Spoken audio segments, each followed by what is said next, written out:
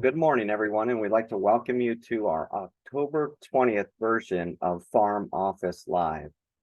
I'd like to talk about a little bit about some housekeeping tips before we jump into today's topics, but just to review today's topics on today's program will first be a federal farm program assistance. So some of the programs at the federal level that we wanted to share with you. Then we'll move into a legislative update and then move into some upcoming programs that you can see that will be featured over the next few months by OSU Extension. Then we'll take a peek into 2024, looking at those crop inputs and various new budgets out for corn, soybeans, and wheat. Then we'll talk about how to handle an insurance claim. And then we'll wrap up today's discussion with a panel discussion on the Farm Bill. Just as a few reminders of first, our teaching team, of course, will be Barry Ward, and we'll go from left to right as you're looking at your screen. Barry Ward, our assistant professor and leader of our production business management program. Peggy Hall, attorney and director of our OSU Ag Law program. Member of our team, but who won't be presenting today, is Robert Moore in our OSU Ag Law program. Then we have Jeff Lewis, who's a program coordinator for the OSU Income Tax Schools. And then if they're a little too quick there, Bruce Clevenger is an associate professor and field specialist in farm management. Yours truly, David Marison, professor and field specialist in farm management. Eric Rieker, assistant president, professor and field specialist in farm management as well. Another member of our team, Clint Schrader, is on as a program manager. And we'll have a special guest from Ohio Corn and Wheat today as well in our farm bill discussion. Just as a reminder, slides and a recording for today's presentation can be found at go.osu.edu.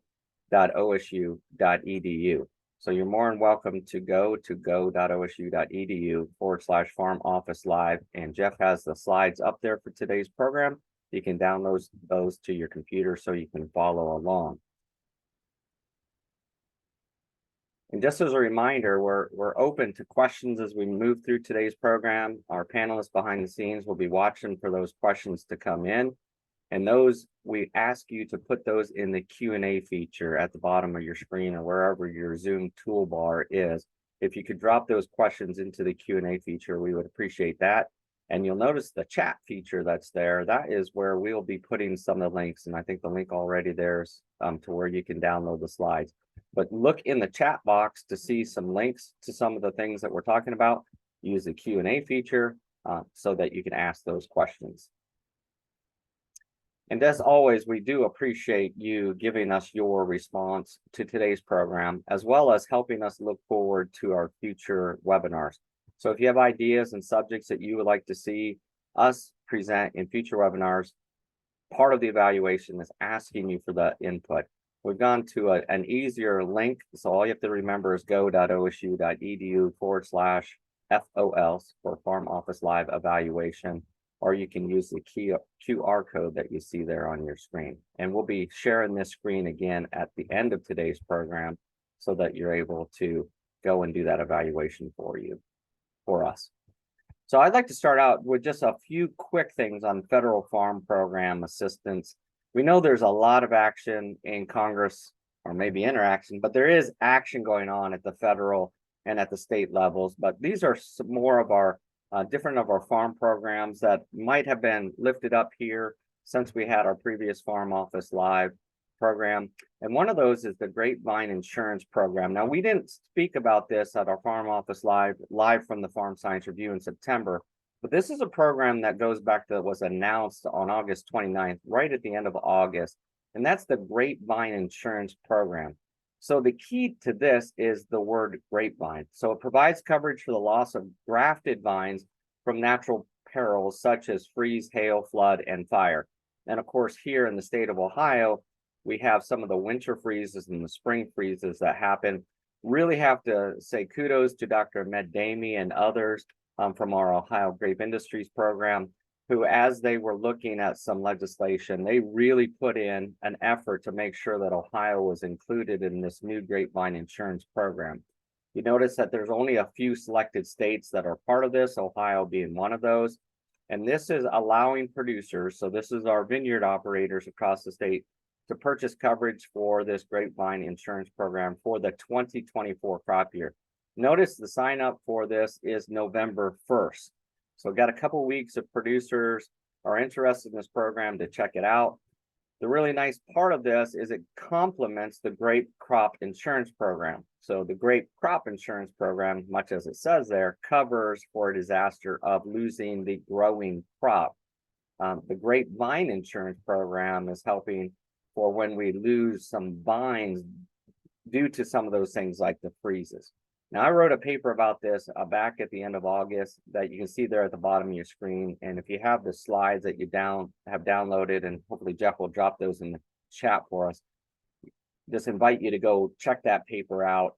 Or if you have a client, if you're one of our agri professionals that's on today's call, and you have some great producers in the county or folks that you work with, we would encourage you to give them that paper and then have them talk to the Farm Service Agency more about this program. Also, in an effort, and this has been rolling out, is more efforts and more attention to our urban farmers across the country. And in July, 17 urban service centers were established across the country, and there were some urban county committees started as well. And that has an impact here in the state of Ohio. But behind the scenes, there were some other things that were happening too, as more investment into the Patrick Leahy Farm to School program. There's been some expansion, the Healthy Food Financing Initiative, $30 million for new local and regional healthy food financing partnerships. So that kind of money has been rolling out. And there's a new website dedicated from the federal side for our urban gardeners. And you can see that there on the link. Again, another link that you can access at your leisure to go check that out. And just want to let you know that OSU Extension, because of the efforts of a new service center here in the state of Ohio, OSU Extension has received grant funding to hire an urban agriculture specialist that will be working for us. And from my reports from the person that is leading the search committee, we had, I believe, close to 20 high quality applications for folks looking to become our new Ohio State Extension urban ag specialist. Now you might wonder, well, where are these service centers? And these service centers, as you can see on the screen, Cleveland, Ohio, is the location for the service center that is here in the state of Ohio. But you can see clear to the west in Portland, Oregon, clear to the east in New York, New York. But there on the screen shows you some of the new urban service centers that have been lifted up. I know Dr. John Patterson and a couple of folks from Ohio State were down in Atlanta, Georgia last week, just learning more about how these urban service centers are going to be administered across the country. Also, because of some of the Inflation Reduction Act, which we've spoken here on the Farm Office Live, there's been some more money that has been provided, additional money that's provided in climate smart grants, but also as we look at assistance for programs such as the USDA Wetland Reserve Easement Program. So just a deadline to put into your notes that on November 15th, there is the deadline for the USDA Wetland Reserve Easement Programs. So these could be permanent easements, and there's also 2 30-year easement options for producers to consider. Those programs, again, the application deadline is November 15th. So if you have an idea that maybe you want to put some of your property into a wetland reserve easement program, you need to be reaching out to the NRCS, your local NRCS office, pretty quickly here to make sure you get your application rolling. Just a few dates to remember. First, the Organic Certification Cost Share Program. We've talked about this program where it provides money for producers who are gaining their certification or renewing their certification as an organic farm, as an organic producer. Just a reminder, those applications are due on November 1st for that cost share program. The new Agriculture Conservation Easement Program from the IRA funding is due November 13th. And just a reminder, many of our folks that have what we would consider non-traditional crops, not in the realm of corn, soybeans, and wheat, and other programs that are covered by traditional crop insurance, but the non-insurance crop disaster assistance program, or better known as NAP, that deadline is on November 20th, so about a month from now. Now for apples, and here in the state of Ohio, a lot of coverage is gone into hay and pasture. So producers that have hay and pasture, apples, grapes, maple syrup, and there's additional crops as well, but those are the main crops that we see here in the state of Ohio. Just know that deadline's a month away. And then finally, the distressed borrowers. We've talked about the IRA assistance for distressed borrowers. Those applications and requests, if someone believes they fall into the distressed borrow category, those applications are due in on December 13th. Also, if there's any belief that there's been discrimination lending practices, and that's a program through the Discrimination Financial Assistance Program, those applications are due on January 13th. So for any of our lenders that are on today's call, maybe those are the two programs you want to check out for potentially for some of your clients. And then the food safety certification for specialty crops program. We're going to be talking more about that in future webinars, but looking out a couple months, that program is due at the end of January as we move into the next year. So just some quick updates as far as the federal side. Of course, there's a lot more going on the federal side, more on the legislative side. So with that, I'm going to turn it over to Peggy to move into first Ohio legislation update. So Peggy. All right, thank you, David. Actually, there's almost too much happening on the federal side to summarize quickly. And the unfortunate part of what's happening in Congress is that many of those ag bills that we would like to see move are not moving. There are a couple hundred ag-related bills before both the House and the Senate right now, and those are all at a standstill, as you know, as is the Farm Bill, which Bruce and Eric will be talking about later in the program. So what I want to do as we await the action in Congress is focus today on Ohio and what is happening down at our state house. We do have a couple of things moving, but before I get to that, I want to update you on some bills that I had discussed earlier in the year before we broke for our summer break for Farm Office Live, and update you on where those are. Unfortunately, there's not a lot of activity on those bills. So if we look first to the eminent domain bill, that was introduced back in the spring earlier this year, but it really saw a lot of opposition in its fourth hearing. 38 different groups showed up to testify against that bill. And so, as you can imagine, it has not gone anywhere since May 23rd for that fourth hearing. A lot of opposition from governmental entities at different levels, opposition from different groups, even private parties showed up to testify against that bill. So I don't expect it to move in its current form.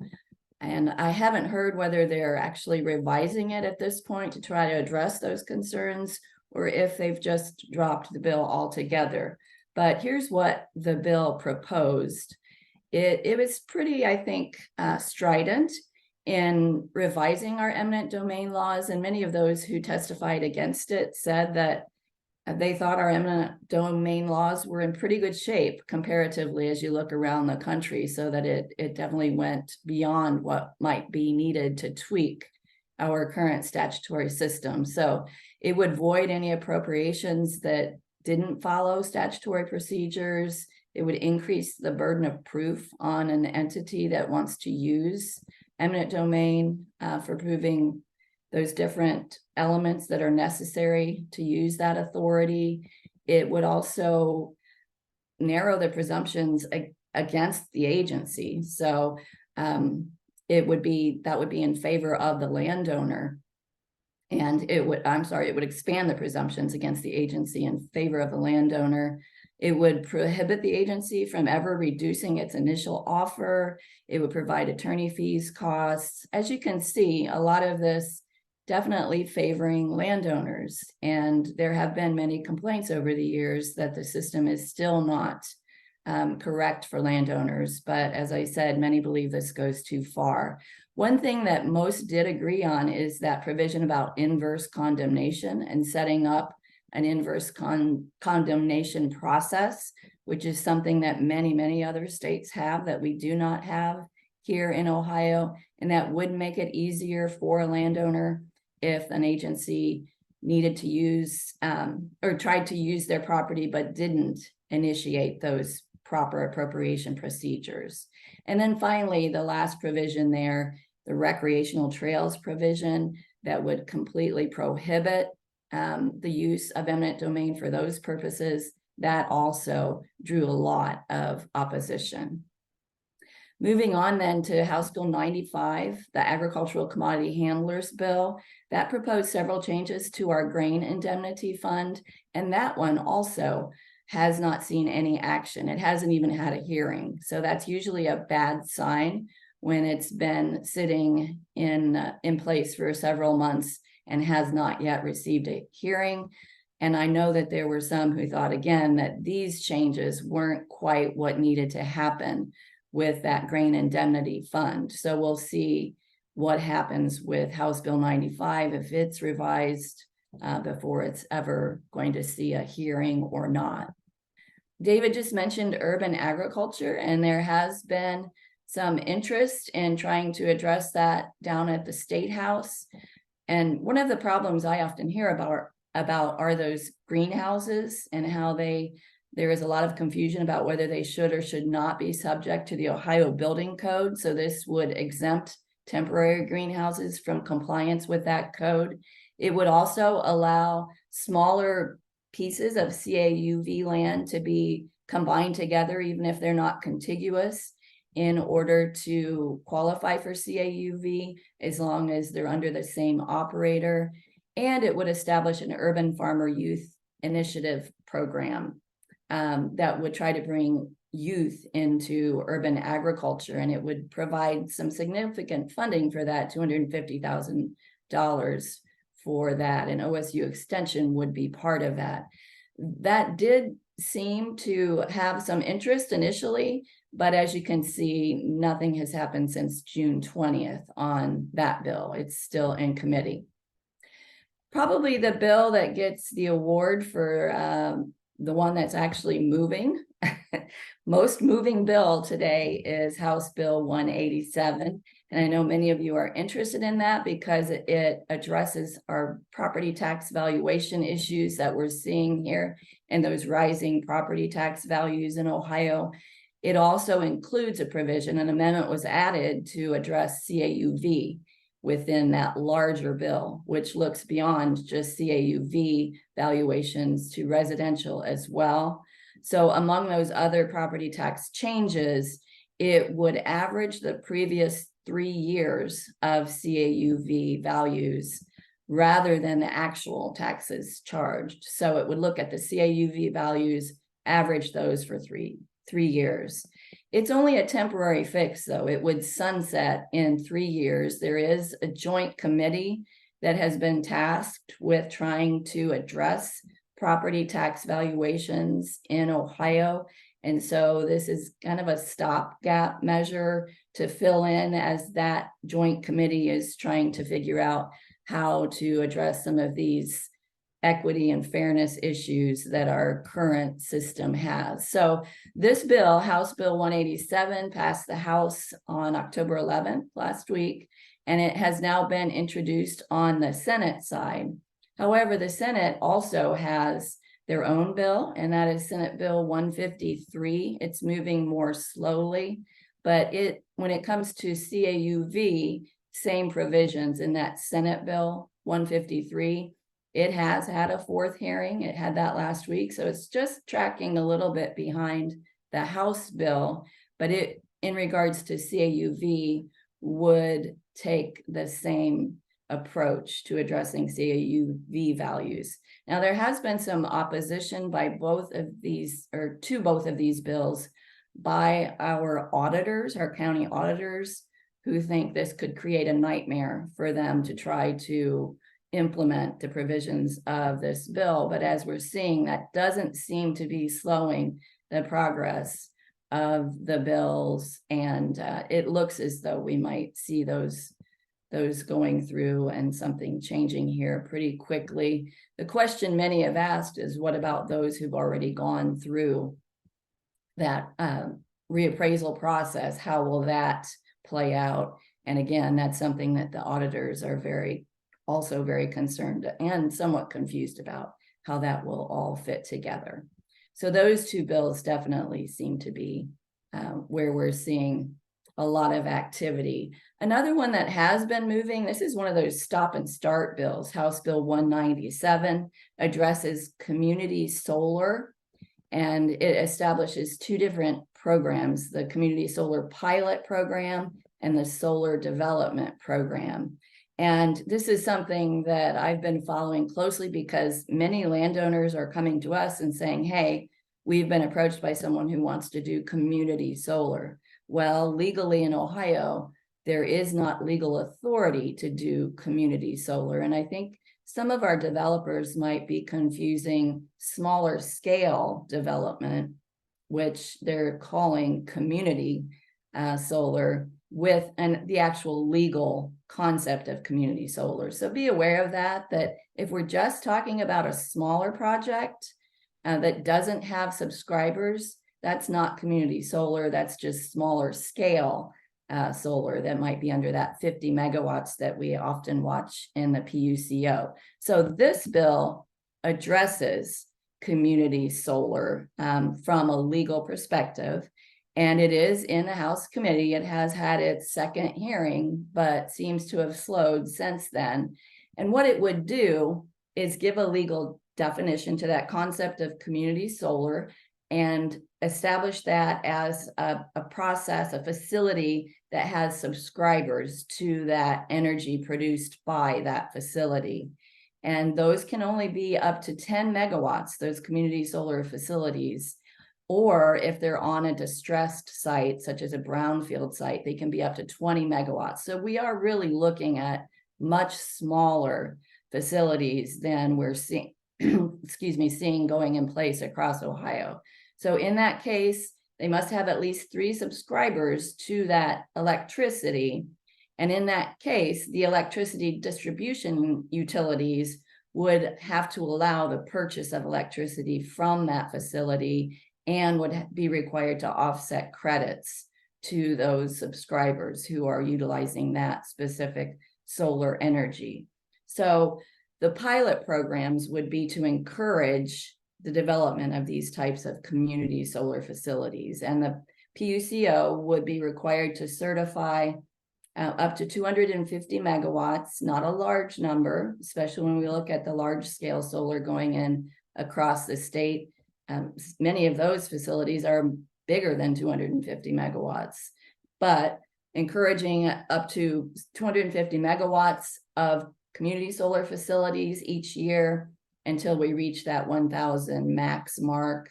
And then also 500 or half of that, 500 megawatts are to be on distressed sites.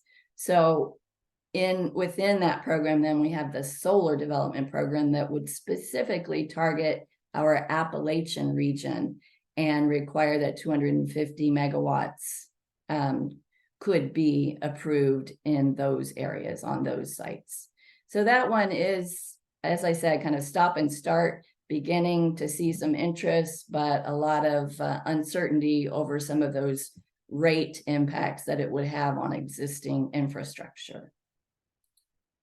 So with that, David, I will turn it over, I believe, to Bruce to talk about upcoming programs that we're going to see this winter.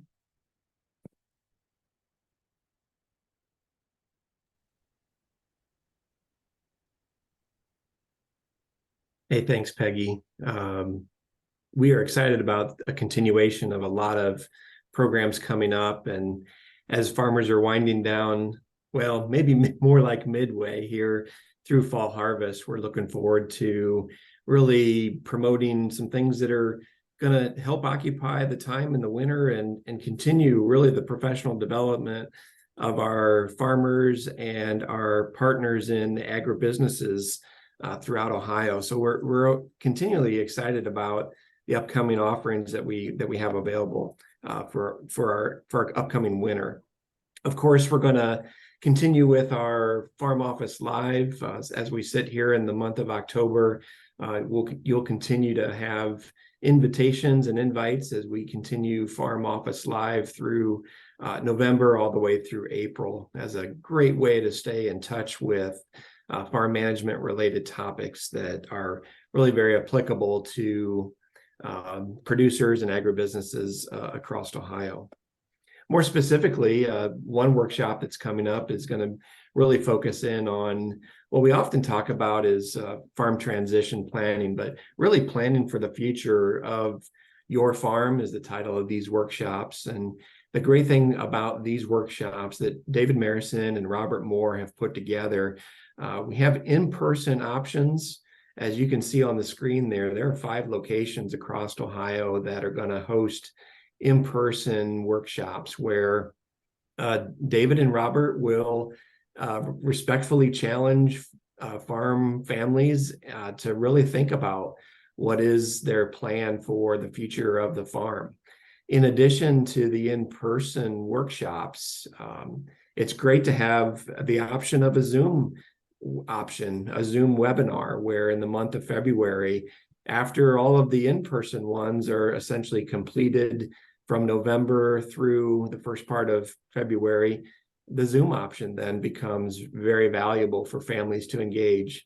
The nice thing that I've heard and have seen about these webinars that David and Robert do, they still engage families, and they also provide an opportunity for family members that are maybe stretched at different locations across Ohio, across the Midwest, across the nation, to really hear much of the same message that is going to be important for those family members to be a part of that planning for the future.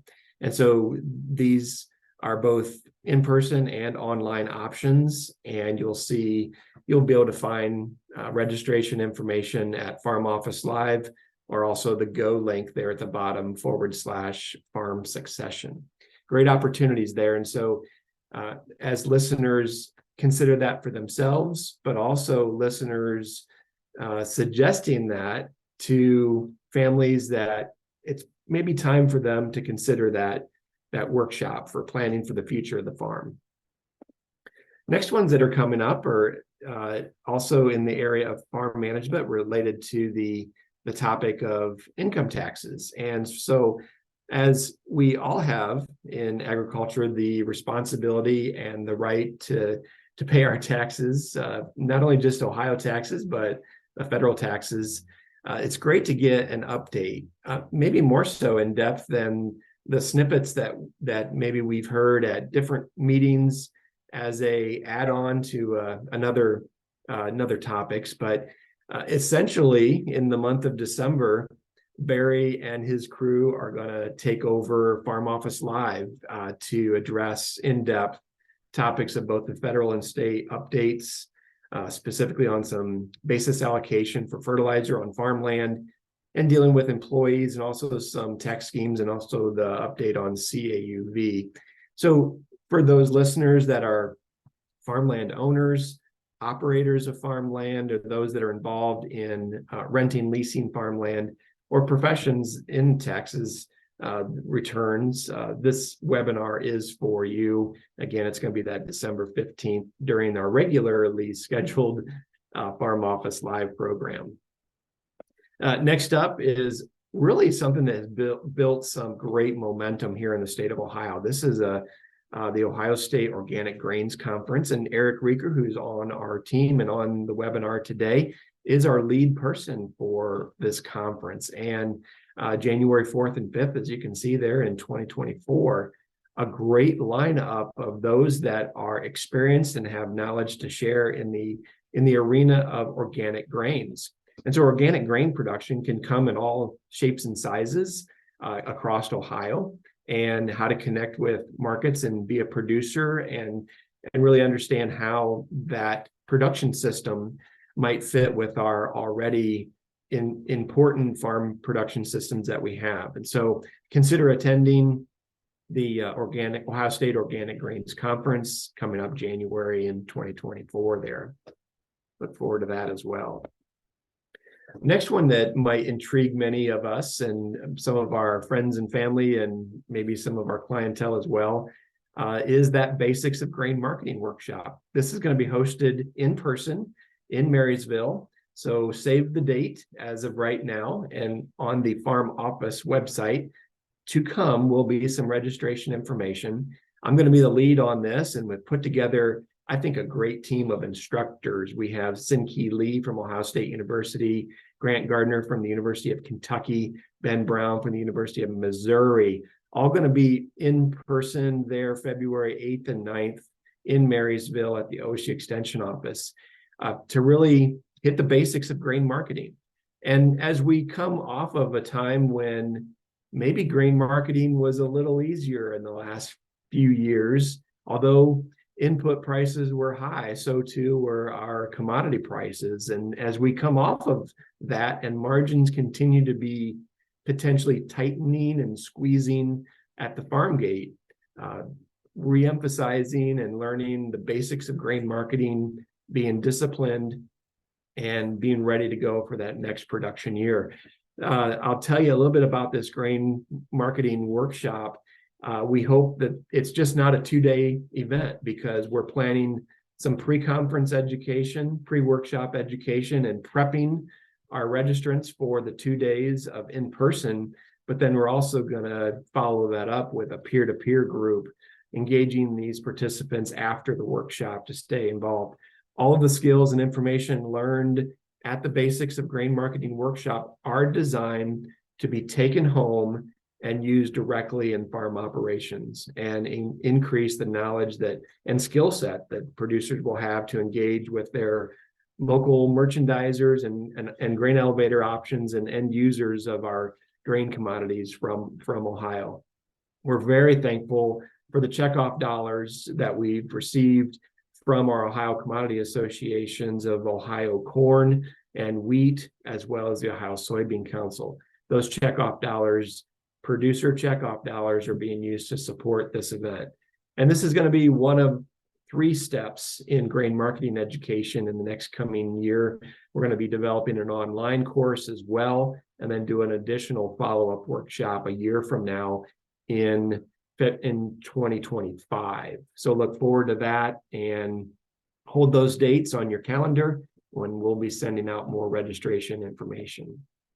And one of the last items to mention is the continuation of the Farm On OSU Farm Financial Management course. And this is in response to really more than a year ago, when Ohio passed the legislation called the Beginning Farmer Tax Credit Program.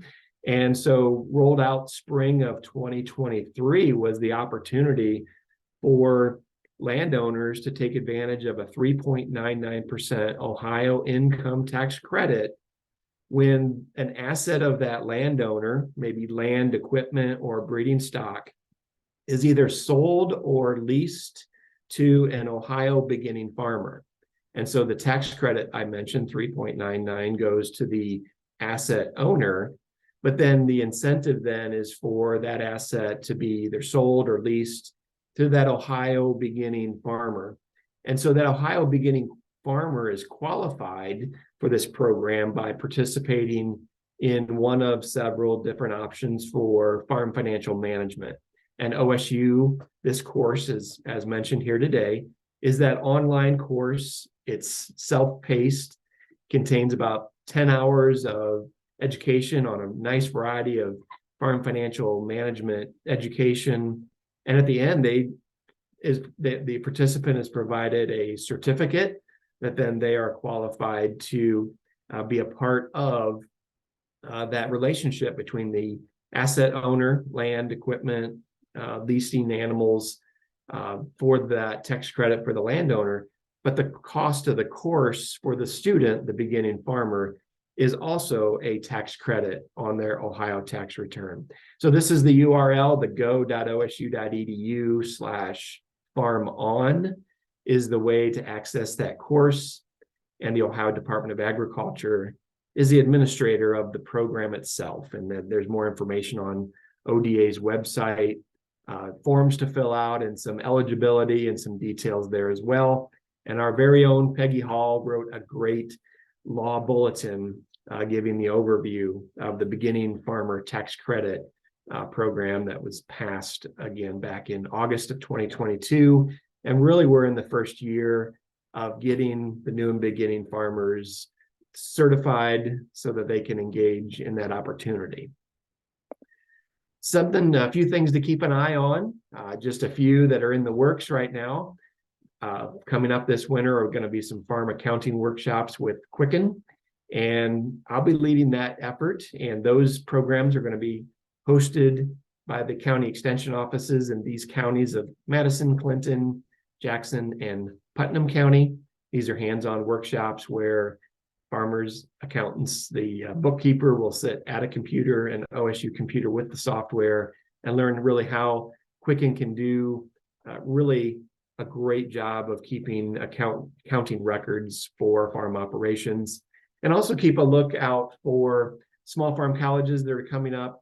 Those will be both production side, but also financial side, to help with the financial and production side of those small and beginning farmers that are looking to enter into the field of production agriculture and want to learn more about doing it well and doing it right the first time. So looking forward to those. And that's the tail end of these goodies about some up and coming. Hopefully those are teasers for everybody to kind of look forward to a great opportunity this coming winter.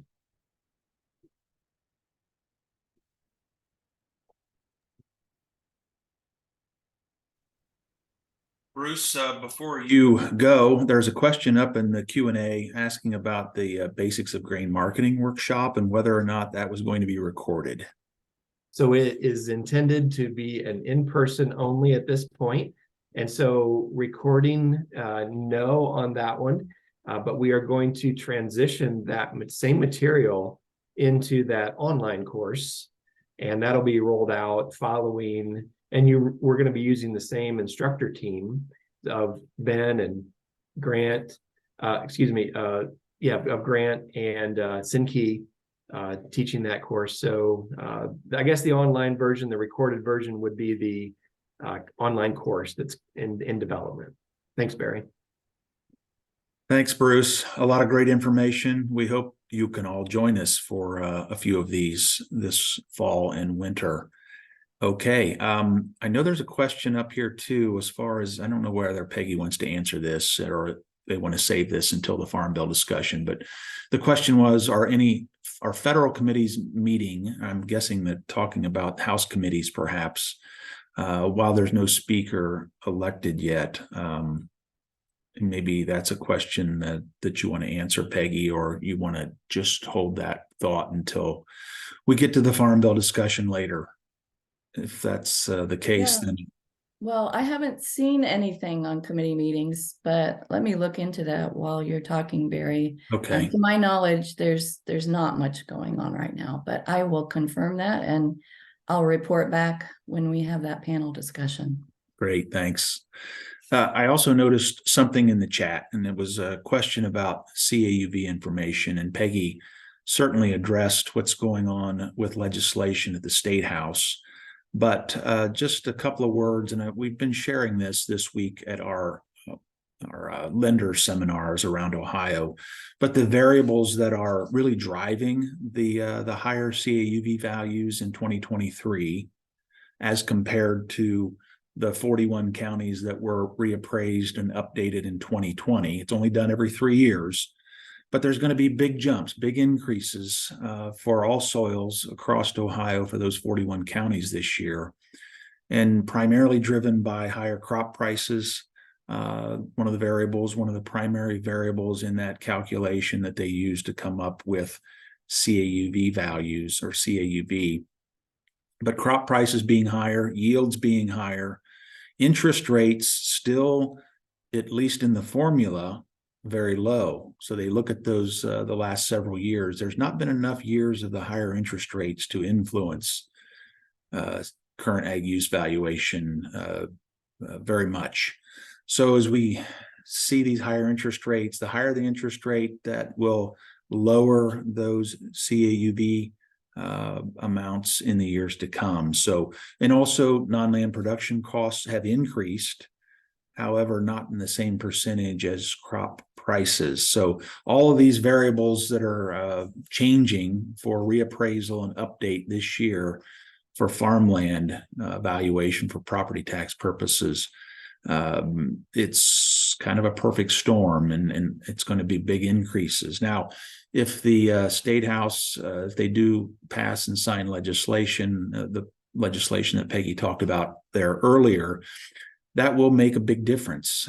We did the calculations, and the Ohio Department of Taxation released the average value for all soils in Ohio without this legislation, and it's a little over $1,400 an acre.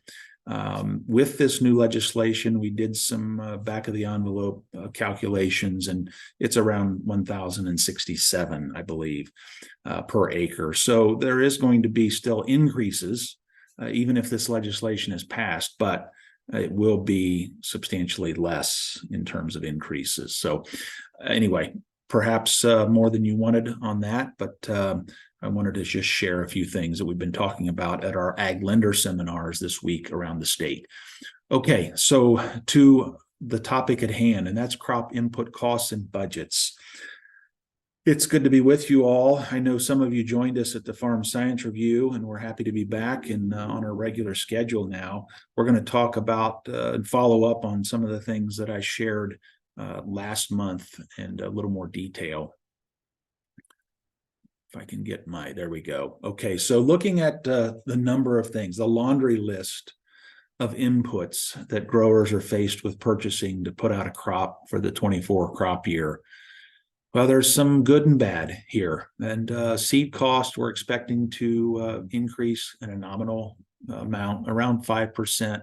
Diesel price, and this is on farm, we're expecting this to be right around $3.75 a gallon. Although, as all of you know, there's lots of geopolitical issues going on globally, in particular, as far as energy prices are concerned, the Middle East concerns that are now, fairly serious. So we'll continue to follow that, but that's the number that we're plugging in right now. Crop protection chemical costs modestly higher. Fertilizer prices, and after spring and summer of lower fertilizer prices and some relief there and some buying opportunities, some pretty good bargains.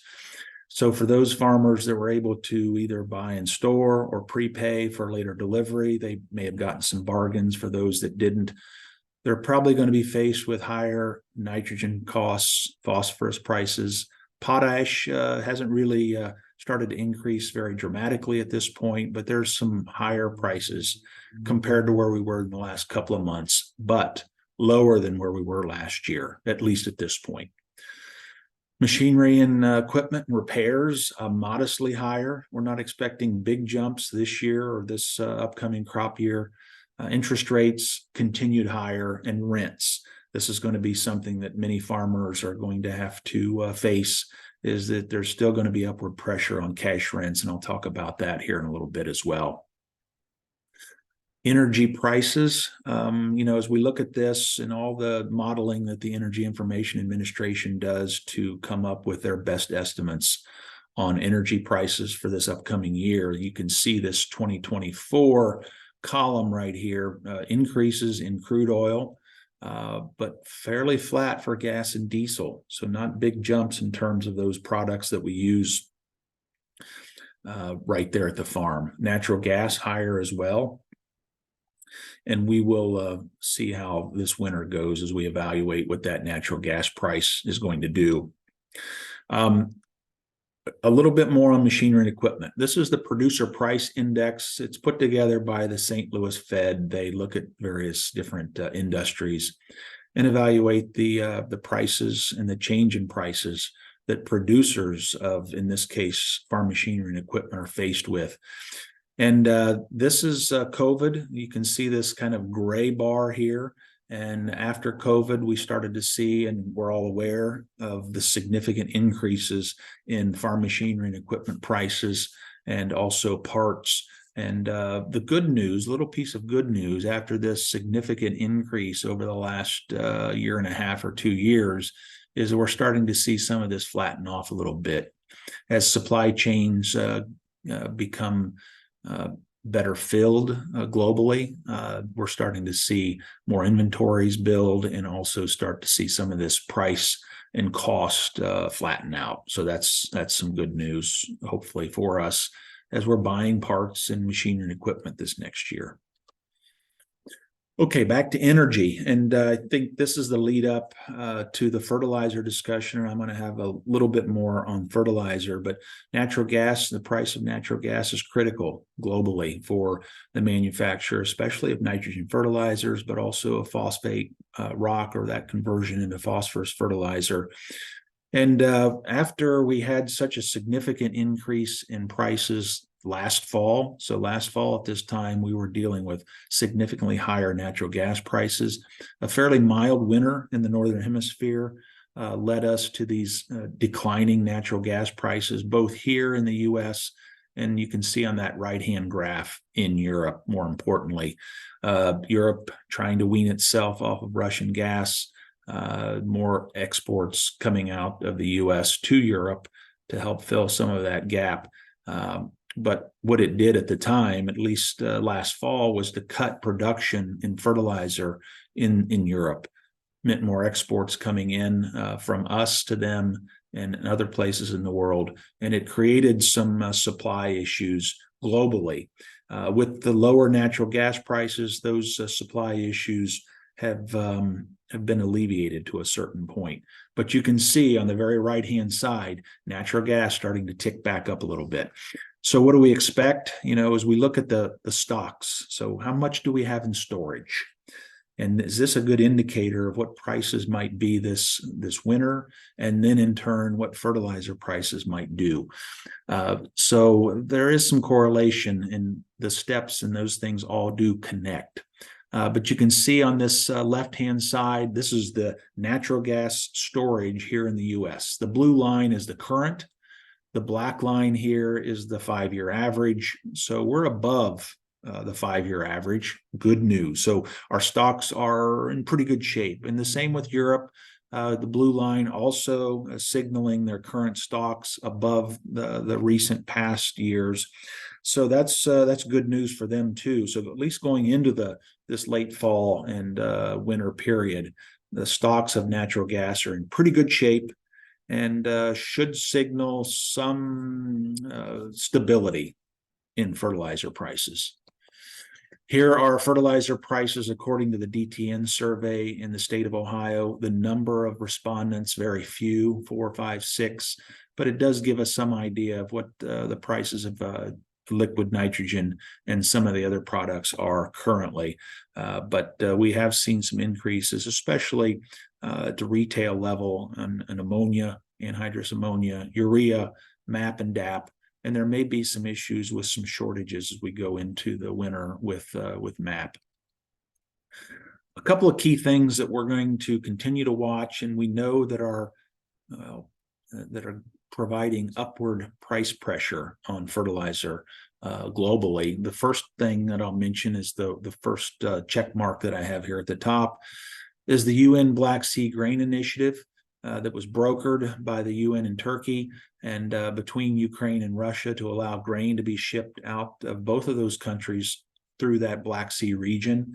Russia withdrew from that in July, and since then, well, they've been trying to renegotiate, but Russia has not been accepting of those terms, at least at this point. So in addition to grain shipments, it also severely hampers fertilizer shipments coming out of Russia, a lot of nitrogen product coming out of that country. We don't buy much of it, if any, but it does help to fill that supply gap. Without a lot of that product, it does put upward pressure on global prices. So that's something to watch. A couple of other things there in China and Australia. The last piece that I'll mention on phosphorus fertilizer is that a couple of years ago, phosphorus companies in the US brought suit against manufacturers in Morocco and Russia, indicating and claiming that they were illegally dumping phosphate rock into the US at below cost of production. And the Department of Commerce eventually ruled that that was the case and they slapped these countervailing duties on these phosphorus producers out of Morocco and Russia. Currently, there's an appeal going on, and that's going to be, we're going to have some kind of a preliminary determination after the first of the year to determine whether the Moroccan companies will continue to have these countervailing duties applied to them. If they do reverse that, then there could be some decline in phosphorus fertilizer prices for producers into the later part of the winter and the spring. We'll continue to follow that as well. As I mentioned, anhydrous ammonia, urea, MAP, those products moving higher. There's still some buying opportunities perhaps for liquid nitrogen and potash currently. Also, the Mississippi River, that's a concern as we ship grain, a lot of grain down there. But we also, there's lots of barges coming up the river from New Orleans with fertilizer. And so availability may be an issue. But probably, or at least more importantly now, it's going to be increases in transportation costs. So that will bump prices of fertilizer as well. Okay, so we kind of combine all these things together and we look forward into 24. You know, what are our budgets look like? And hopefully this will incentivize you, if you haven't already, to look at your budgets. We know that farmers earlier and earlier every year are being asked to make some decisions on input purchases, whether it's seed or fertilizer or chemicals. A number of other things are also asked of growers in this time period. But this is looking at the corn budget for the state of Ohio, for a typical farm in Ohio for 24. And we're right around for next fall delivery, $5 a bushel. So December 24 futures are a little over 520. So we're taking a little bit of basis. 182 is the Ohio trend yield for the last 20 years. We know many parts of the state are going to do better. So we've got this higher yield scenario here on the right-hand side. You can see the profit or the gross revenue. We're not expecting any ARC-PLC or ad hoc government programs payments at this point. You can see our cost structure based on what I've already shared. And we come down here to our returns. You know, what are we going to expect in terms of profit or loss? Returns above variable cost. I think this is probably the fairest one to compare across farms because we eliminate any of the messy fixed cost or overhead cost, which vary tremendously from farm to farm. So per acre, about $3.45 per acre right now with $5 corn at trend line yields for an acre of corn in Ohio in 24. What does it look like for soybeans? Well, looks a little bit better. We're looking at about $12.30 for next fall delivery. November soybean futures, I think, are a little over $12.60 as I looked at those yesterday. So this is about a 30-cent basis at 57 bushel trend yield. You can see our returns above variable cost, almost $400 an acre. Wheat prices declined pretty substantially since last year, around $6.30 a bushel. So that's next summer delivery at 75 bushel. Now, we know we had a tremendous wheat year this year across most of Ohio. So many probably are thinking that this 90 bushel yield goal is more attainable and maybe even expected. So you may consider this as the possibility. It does look a little bit better. This doesn't include any double crop or straw return at this point. So that combination might make wheat look a little bit better in your calculations. Okay, excuse me. If we compare them all, you can see returns above variable cost here, $3.45 for corn, about $400 for soybeans, and wheat about $2.16. So those are the comparisons. And none of these valuations, none of these calculations in our budget include anything as far as the benefits of crop rotation. So these are looking at crops as they stand alone. Okay, I mentioned rents earlier, and one of the things that I discussed at the Farm Science Review kickoff Farm Office Live back in September was the completion and the publishing of our Western Ohio cropland values and cash rents summary. and it did show significant increases both in land values and cash rents. And you can see here what our survey showed, anywhere from 5 to almost 7% increases in cash rents across Western Ohio in 2023. Those rents, as we looked at some of the data, it also showed similar information for the eastern part of Ohio. The reason we don't publish those regions is we just do not have enough responses to make those statistically significant. And those increases were on top of increases the year prior of somewhere around 1.3 to almost 4%. So 2 years in a row of rent increases. Here is the USDA NAS survey, and this is a different survey yielding different results. And this has been published within the last month and a half. So you can see the 2023 average cash rents by county, and you can access this if you go to Ohio NAS and find this particular map and the data that's shared from them. You'll notice that there are some counties that do not show any data. That's simply because they did not have enough responses from those individual counties to be able to publish that information, publish that as reliable information. As far as outlook, the expectation for next year, I think that the supportive fundamentals are again going to win. The price margin outlook relatively positive for 23. Probably a little less so than what we experienced here this year in 22. And, last year in 22, the price and margin outlook is a little uncertain for 2024. There's still some potential. I'm not sure whether to put this in the green or the red category, and maybe it goes in both. The one that I think will continue to drive higher land values, although I think the land value increases are going to be very modest.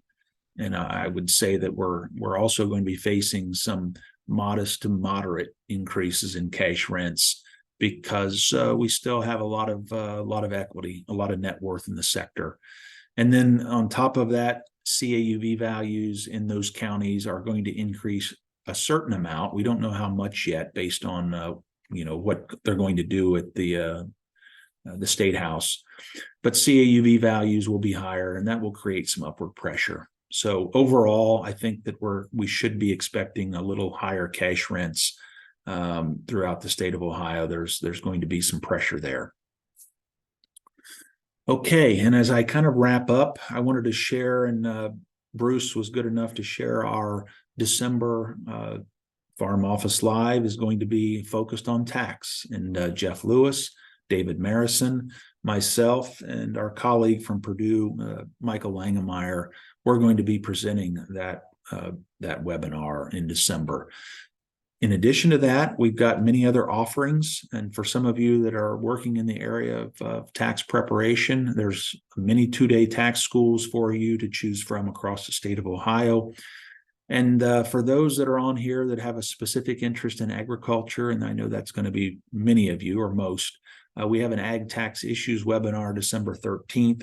This is a little deeper dive. So it's the webinar in December that's going to be, I think, on the 15th. That one's going to be a 2-hour webinar, 1.5-hour webinar.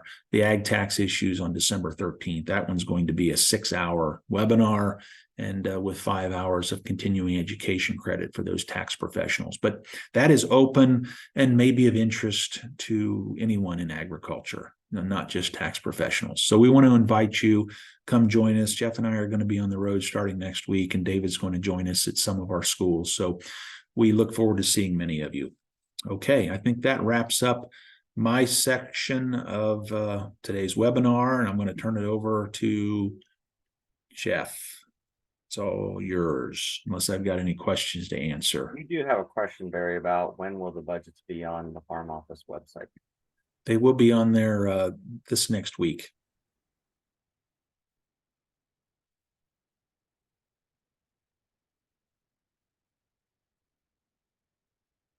Yeah, thanks for the question, Mindy. But we wanted to get through our ag lender seminars to make sure that we had things where we wanted to do those in terms of the numbers that we were planning to put in there. But we will have those posted this next week. All right, thank you all. And Jeff, it's all yours. All mine. All right. Thank you, Barry. So I'm here today to talk to you about handling an insurance claim. And I do just want to remind everybody there we go.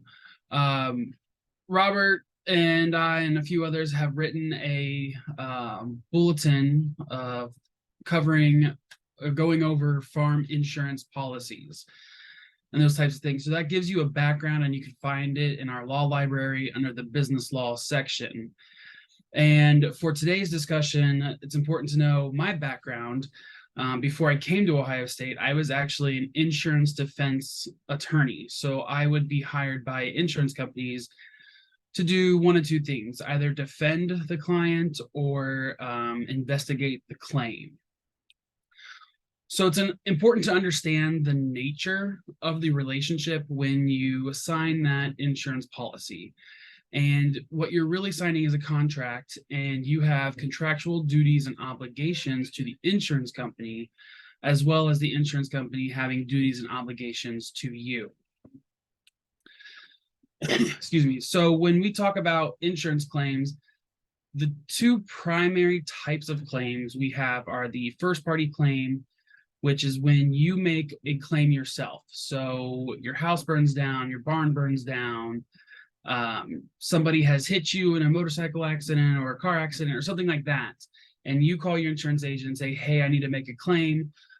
That's a first party claim because you're the insured making a claim against your own policy. Then we have the third party claim, which typically arises when someone is going to be suing you and the lawsuit is covered by insurance. So a perfect example is someone slips and falls on your property. I use a pumpkin patch here just for the agritourism example, and they are suing you for the resulting injury. That is a third-party claim. Somebody outside of the contract is suing you based on that contract, and you're looking for coverage based on that contract. And then we have these other claims. Subrogation is a type of claim, but it really doesn't involve the insured person, so you. It's when your insurance company takes over and is suing others based on your claim. So that happens usually, best example, car accident. You have an uninsured motorist. They hit you. You make a claim against your insurance policy as long as you have uninsured motorist coverage. And then the insurance company will sue the uninsured motorist. And then we get into garnishments and all kinds of stuff. But that's a contractual release you give to your insurance company. And then you have bad faith litigation, which is you suing your insurance company for not doing what they're supposed to, almost like a breach of contract. But in Ohio, we have what we call bad faith litigation. And insurance companies hate to hear that because then they have to pay punitive damages on top of compensatory damages. So they're going to get punished for not doing what they contracted to do with the insured. So let's say your house is burnt down. Now what do you do? Step one, let everyone know that you're okay, your close relatives, it's perfectly fine. But the very next call needs to be to your insurance agent or your insurance company to tell them that you need to make a claim. And with that, you need to cooperate. And that's step 3, cooperate with the claim investigation, if any. So because we have some bad apples out there, we as attorneys would get hired by insurance companies to investigate a potential fraud case.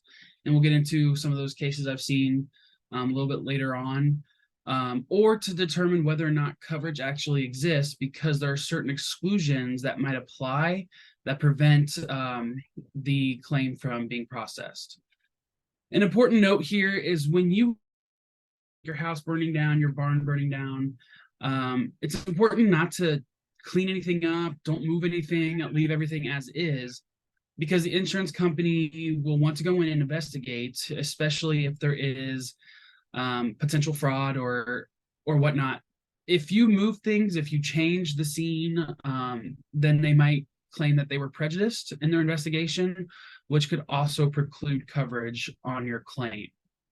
So let the fire marshals do their thing in the case of a house burning down, and let the adjusters come in, do their thing, and just leave it as it is as much as you can. I mean, within reason, right? If somebody's trapped underneath a piece of wood or something, then obviously you have to move that.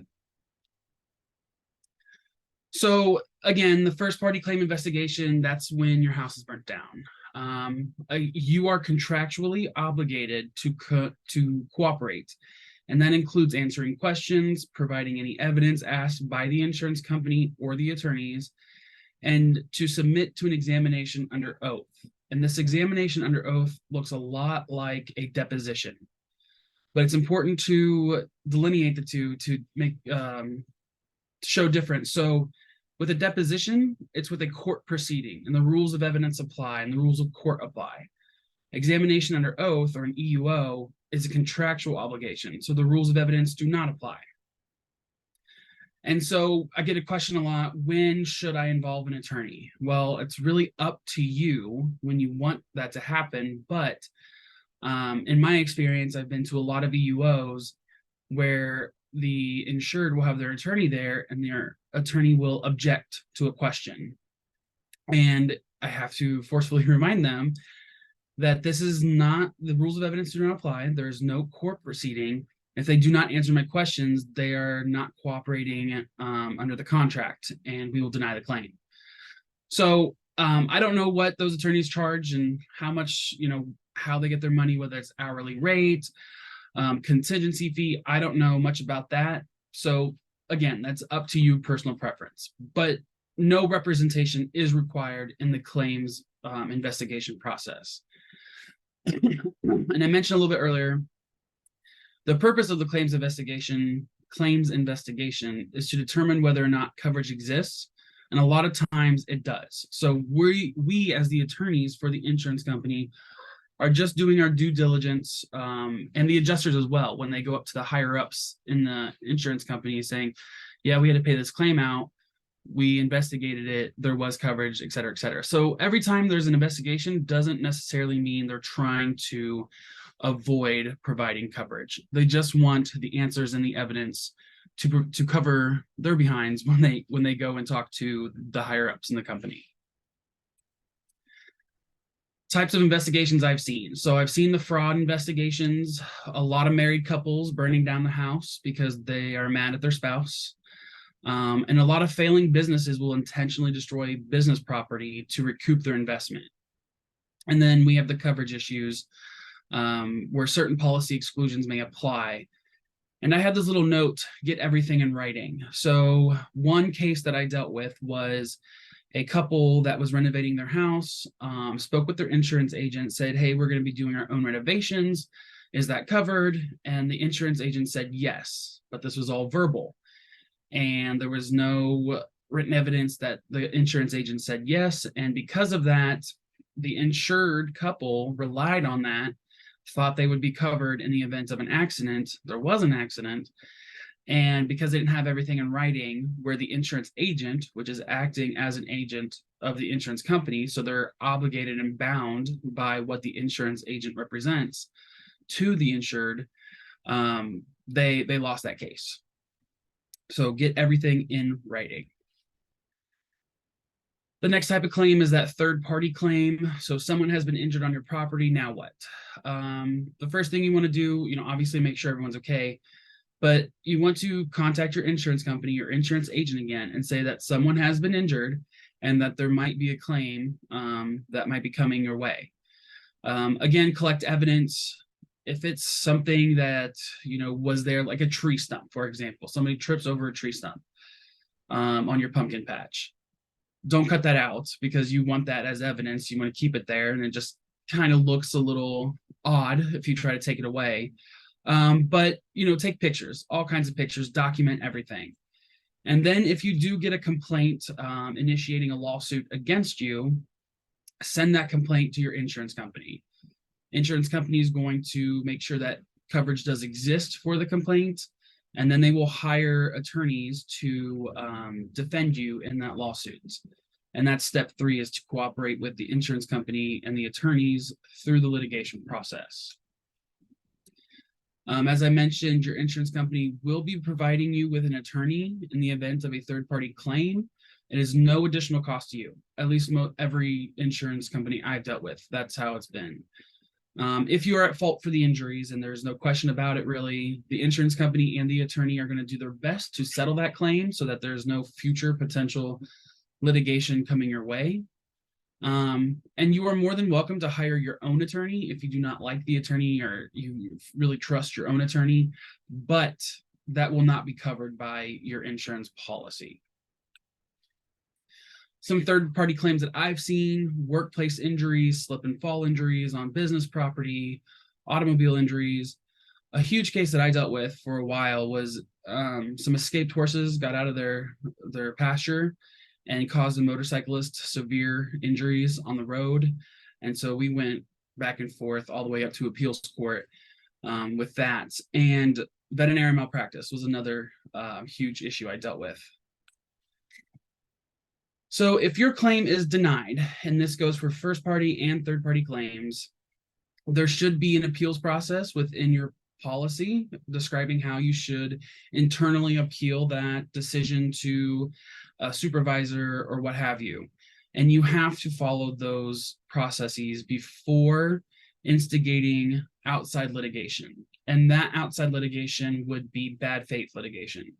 And you definitely want to get an attorney involved in this.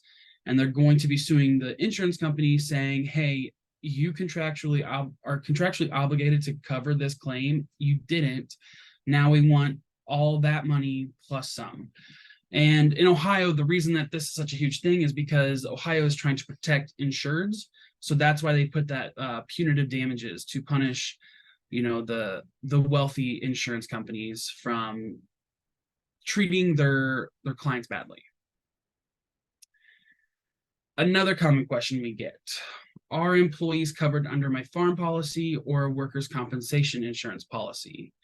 And the answer to that is it depends. So if there is a workplace injury, that is going to be covered by workers' compensation. And if you have an employee in Ohio, even one single employee, you must have workers' compensation insurance. So your farm policy will most likely not cover those medical bills and lost wages from that injury. However, if your employee tries to sue you for negligence, for example, a recent case that just came up was a farm employee lost his arm in a PTO shaft because there was no shaft guard. And so he sued his employers for not having that shaft guard on there. And that would be covered by your insurance policy, where they will defend you against that claim in court. And I think that covers everything I need to go over. Are there any questions? And I'm under time, so I'm perfect. Yeah, you do have a question about how did the horse claim finish? I have cattle, and what if they get out? Am I supposed to have coverage for this? Yeah, so there is a rebuttable presumption in Ohio when livestock are on the road. And you have to prove as the livestock owner that you've taken every reasonable step necessary to prevent the animal from getting loose. So that's when you go to a jury trial or argue over whether or not you were negligent. But you have to prove it's no longer on the plaintiff's side. So normally in Ohio, when you sue someone, you have to prove your claim.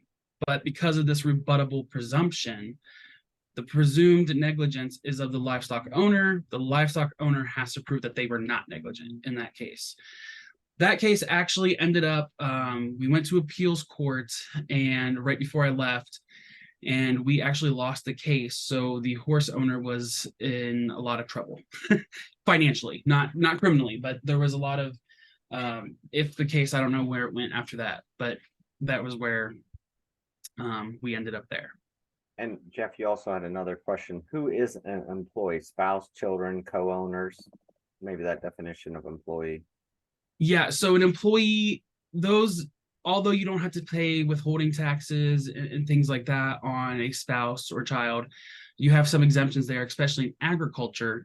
When it comes to workplace injuries, and you'll notice this next time you go to the ER or urgent care, one of the questions they're going to ask you is, did you get injured at work? And if you answer yes, then most likely most health insurance policies are not going to cover those injuries. So it's going to go under workers' comp. So if you, as a sole proprietor, or you and your wife or husband are running the farm and you don't have workers' comp, because it's not required in that instance, if you do not have workers' compensation, you might be footing the bill out of pocket if you answer that question and say, yes, I was injured while working.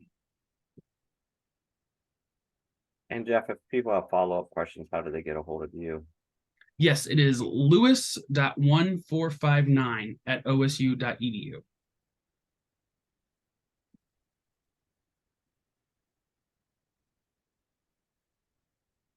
Great. With that, we're gonna turn over. If you stop your screen share, we're gonna stop and go over to Eric, Bruce, and a special guest.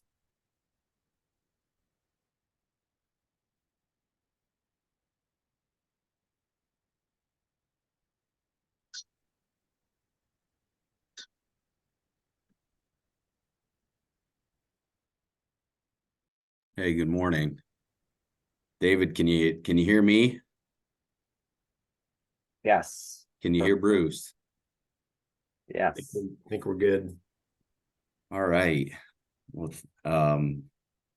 I think we're reverting to what we're going to call the Brady Bunch screen for just a discussion. We're calling it a panel, but let's call it a discussion to keep it even lighter than that. And Bruce and I are fortunate to have Luke Crumley with us. Luke is policy director with Ohio Corn and Wheat Growers Association. Did you hear that, Luke? I wanted to put wheat first. Yeah, you put it in there first, Eric. Nice. Well done. Ohio Wheat and Corn Growers Association. So we're so glad that you're joining us, Luke.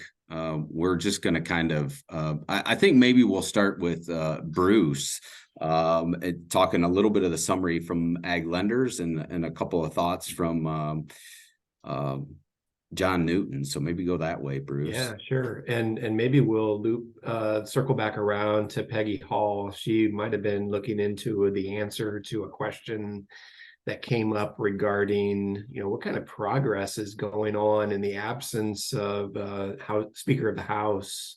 What kind of discussion and traction still might be going on. So we'll kind of loop that back into our discussion as well. But we had the fortune at 4 locations across Ohio this past week to invite John Newton, who is a senior ag economist for Senator Bozeman, who is a ranking member of the Ag Committee that essentially is responsible for a lot of agricultural activities, not just the Farm Bill, but even vetting committee assignments and appointments and so on. But John Newton, his role in the process was to research and find information that supports the senator on making progress and getting really what John described as trying to get the Farm Bill legislation to the finish line. And I think that finish line is a little blurry, I guess, as we try to look forward and when that finish line might happen. But John spoke often this week about the dollars that are involved. $1.5 trillion are associated with the Farm Bill, which may be described, as John said, and as a food bill maybe in the future, because a big portion of that is the nutrition title. And so John was really informative from Washington, D.C., his vantage point, but really felt that kind of things were potentially progressing, but kind of at a standstill on many fronts of that. So it was great to hear from John and his work that he and many committee members are doing for the policy of Farm Bill.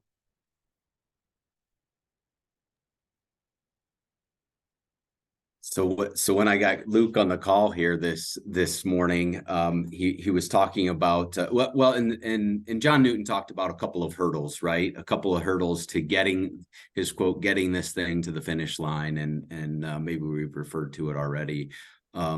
Very quick, Jeff or David, I'm not sure if Luke has video capabilities. I'm not sure if that he might.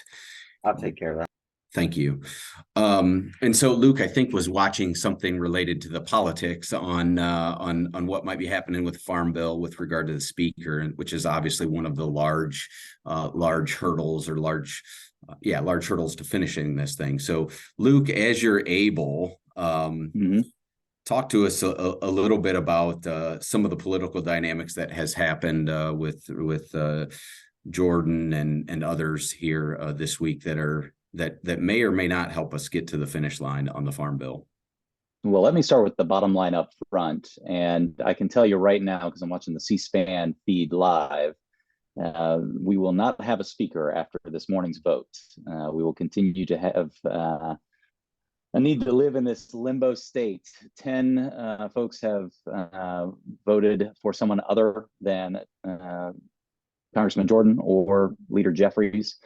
So we will continue to have some theater out of Washington as this situation continues to develop. But, you know, the long-term impact here is that everything else, what most pundits will say, grinds to a halt, that without a speaker, the process is going to gum up here in the coming weeks. And they're right to a degree. They are not right to imply that we are voiceless at this time, or that we don't have an opportunity to push really important policy like the Farm Bill priorities that many of the folks on this call would care about. Things like expanding MAP and FMD funding for trade promotion, things like protecting crop insurance and the farm safety net programs of Title I, conservation programs and the like. Those programs are still being debated in the halls of Congress right now.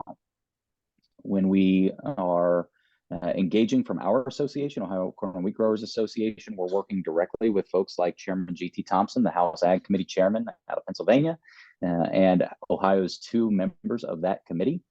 And we are getting really positive feedback about the asks that we have.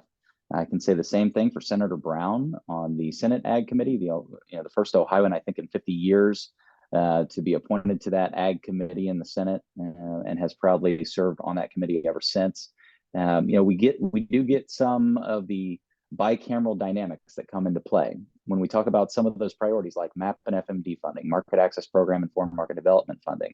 We'll hear from the House on one day that they think an expansion in that funding is going to happen, and we'll hear from the Senate the next day that they think it's dead on arrival. And that's why you see programs like this new trade promotion program being pitched to use CCC funds to pay for agricultural trade promotion. It's frustrating for us here, not in Washington, D.C. I can assure you, based off of conversations, post-dinner conversations a couple of weeks ago with several members of Congress, they're more frustrated even than we are, because we are about the business of, our business. And we are working to make sure that our growers are, able to get through this harvest and move on.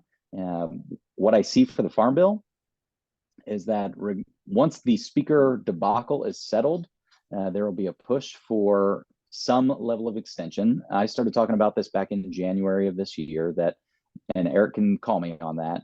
I said in January of this year that a most likely scenario is that by December 31st of this year, we receive some kind of extension to get us at least through primary season. That way, leading candidates on both sides of the aisle can go back to their districts and report a win. That's the skeptic in me, the cynic in me. What's looking more and more possible now is that we get a full 1-year extension of the existing Farm Bill that would carry us into the lame duck session of this Congress and allow for folks to depoliticize the Farm Bill after the November 2024 elections. That's the overall picture that we're seeing right now.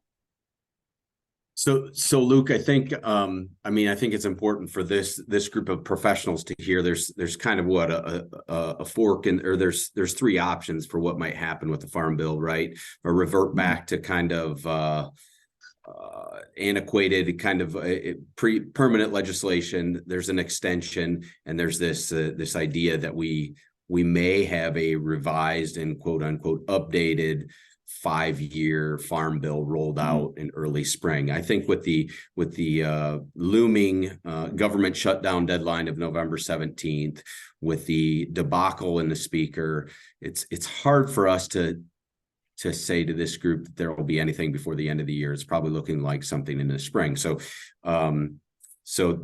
it's not likely that we'll revert back to the permanent law, right? It's more of this extension or a possible revised. I'm hearing you say, or a possible new farm bill, not new, but updated and improved 5-year farm bill. I'm hearing you say that you feel like it's more likely of an extension, and we felt like maybe we heard some overly optimistic thoughts. Bruce, correct me if I'm wrong, kind of overly optimistic of we will get it past we will get this thing to the finish line, meaning a new 5-year deal. Let me pull the curtain back a little bit here. So when folks are saying that they think they'll get the farm bill done this year, it's important to note that the Congressional Budget Office and other entities that score these bills for their fiscal impact have been dragging their feet all year to get Congress the information that they need to look at the farm bill from that fiscal standpoint. And there was a tactic employed by Chairman Thompson, again, G.T. Thompson out of Pennsylvania, and the rest of the House leadership on House Ag Committee to insist that we will have a farm bill this year, largely to continue to place pressure on entities like CBO to get the scoring done.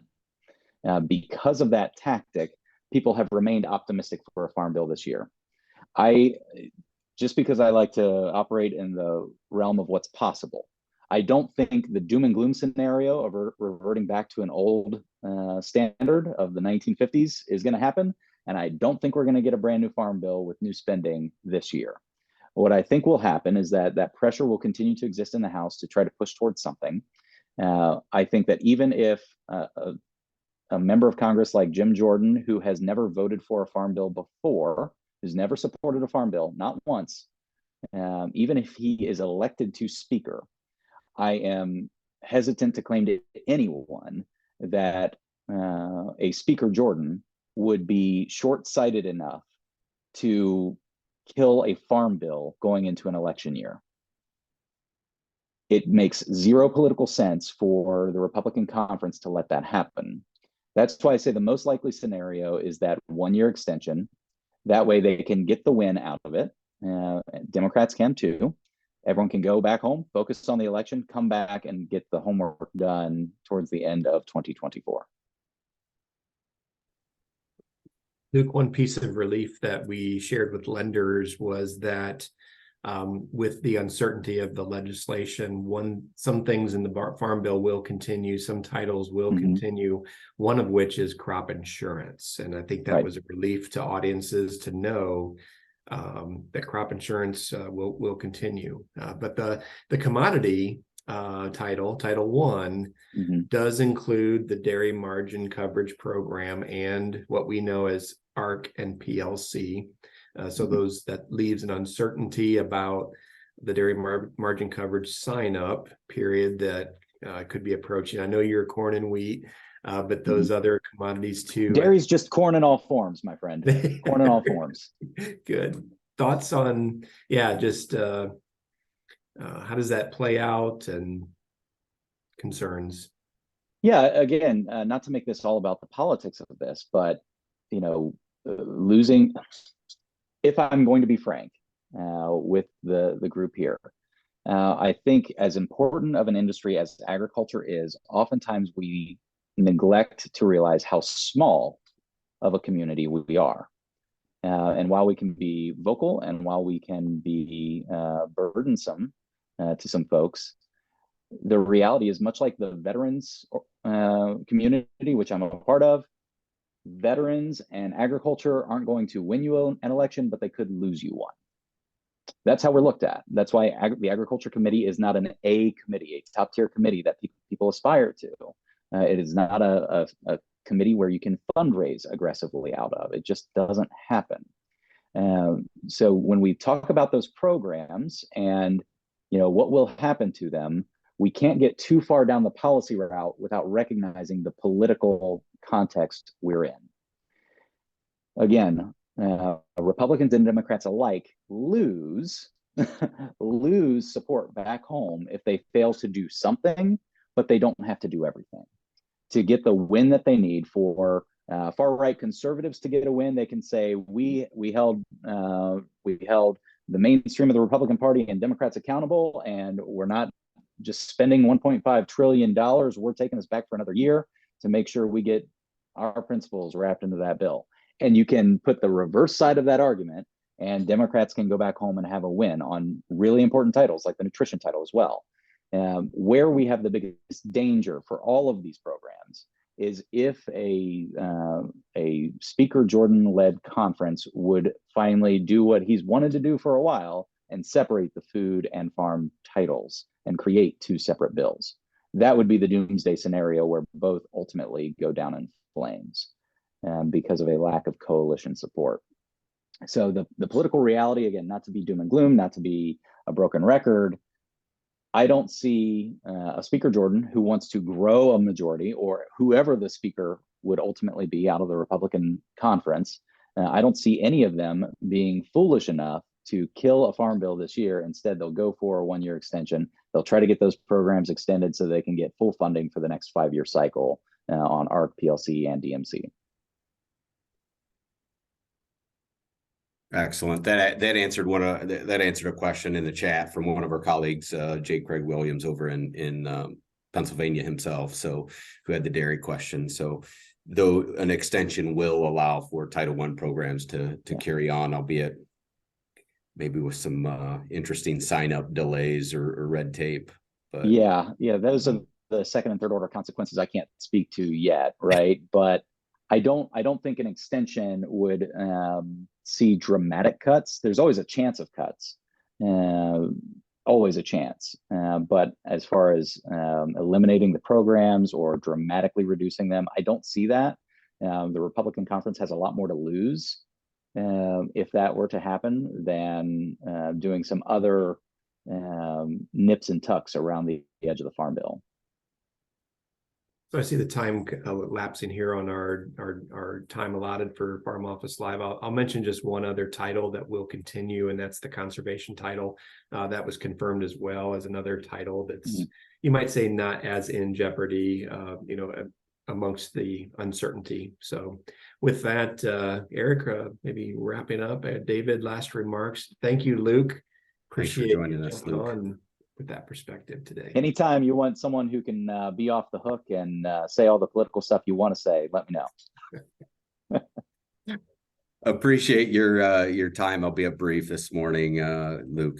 And that's all we have. So more to come on the Farm Bill. We have very few answers at this point, and more to come. Yeah, and that's one thing that as we think about Farm Office Lives going forward in the future, of course, we're going to be watching the Farm Bill. We're, of course, just like you are, Luke, with the TV and on the background, just seeing if the speaker, there's going to be some type of resolution there. We hope that they start to work together and for the benefit of us all. And then we can get on to more important issues like the Farm Bill discussion that we want to have. So just as a reminder, as we move out of today, so Luke, thanks for being on. The entire team, as we look at the Brady Bunch team here, we thank for everyone to being on. Our next Farm Office Live is going to be November 17th. And remember then in December 15th, it's going to be all thing taxes. So Barry, Jeff, there's going to be no more exciting Farm Office Live than that one that's going to be in December from us who love taxes. But we just remind you as you go out of today's program, if you want to catch the recording because there's something here that I want to re-listen to, make sure you just go on to farmoffice.osu.edu/Farm Office Live. You'll be able to see the recording and get the slides, and just and we invite you to invite your friends. And of course, as always, if you just go to that go.osu.edu/FOL evaluation, we'd love to hear what you think about today's program. So with that, we just will say thank you for being on, team. Thank you for everybody being on. We appreciate it. Enjoy this weekend. And we have to say, because Jay Craig is on here, go Bucks. our Penn State friends on today, so but you're coming to our house this weekend, and we hope that I hope that's not a good experience for you. So thanks, everybody.